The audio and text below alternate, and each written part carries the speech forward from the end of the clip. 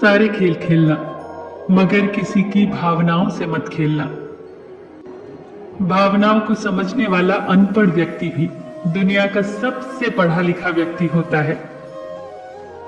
हाथ की लकीरों पर नहीं, बल्कि हाथ की लकीरें बनाने वाले पर भरोसा करो। कभी मत भूलना कि इंसान का सबसे बेहतरीन दोस्त ईश्वर होता है। बहुत जल्दी मान जाता है, पुरानी बातें याद नहीं करवाता और कभी अपने दर से मायूस नहीं लौटाता। अपनी जुबान की ताकत अपने माता पिता को मत दिखाना, जिन्होंने आपको बोलना सिखाया। याद रखना कि औलाद के लिए माँ बाप वहां भी हाथ फैला लेते हैं जहां वो पांव रखना भी गवारा नहीं करते। संभाल कर रखी हुई चीज और गौर से सुनी हुई बात जिंदगी में कभी ना कभी काम जरूर आती है। दुनिया को विज्ञान कितना भी विकसित और सुखद बना ले, लेकिन मानसिक शांति आज भी प्रकृति की गोद में ही मिलती है। पहली बार मिला धोखा एक चेतावनी है, दूसरी बार मिला धोखा एक सीख है, लेकिन तीसरी बार मिला धोखा आपके गलत फैसलों का परिणाम होता है।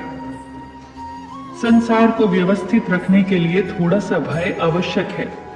मृत्यु का भय जीवन की रक्षा करता है, गलती का भय सही राह पर रखता है, बीमारी का भय स्वच्छता की ओर ले जाता है और दुख का भय आपको नेकी के मार्ग पर रखता है।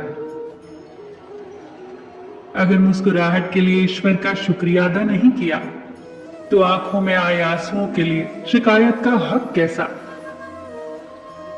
दुनिया में दान जैसी कोई संपत्ति नहीं, अच्छे स्वास्थ्य जैसा कोई आभूषण नहीं और संतोष जैसा कोई सुख नहीं।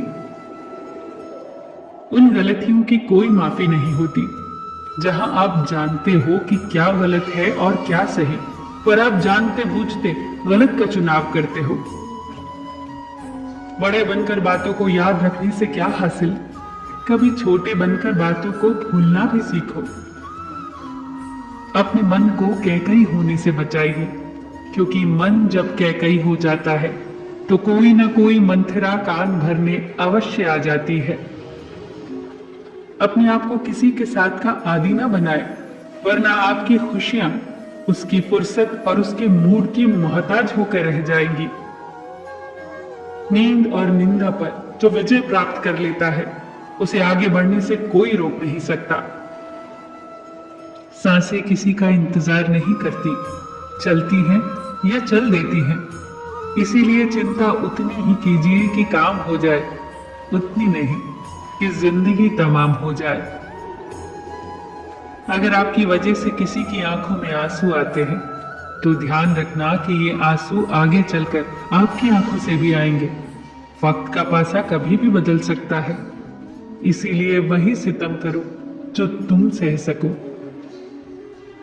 अगर आपके घर तीनों वक्त का खाना बन रहा है, मेहमानों का आदर हो रहा है, वो भूखे नहीं जा रहे, जरूरतमंद मदद के लिए आए तो वो खाली हाथ नहीं जा रहे, बच्चों को अच्छी शिक्षा और संस्कार मिल रहे हैं, तो ईश्वर का शुक्र अदा करो कि आप दुनिया के खुशनसीब और अमीर इंसानों में से एक हैं। प्रशंसा हृदय से, हस्तक्षेप मस्तिष्क से, प्रतिक्रिया विवेक से करने में ही समझदारी है, अन्यथा मौन ही सर्वोत्तम है। जीवन पेंटिंग की तरह है, आशा के साथ रेखाएं खींचे, त्रुटियों को सहनशीलता से मिटाएं, बहुत ही धैर्य के साथ ब्रश को डुबोएं और अपने जीवन को प्यार से रंगे। फिर मिलेंगे दोस्तों अगली वीडियो के साथ। तब तक के लिए अपना ख्याल रखना और हमेशा मुस्कुराते रहना।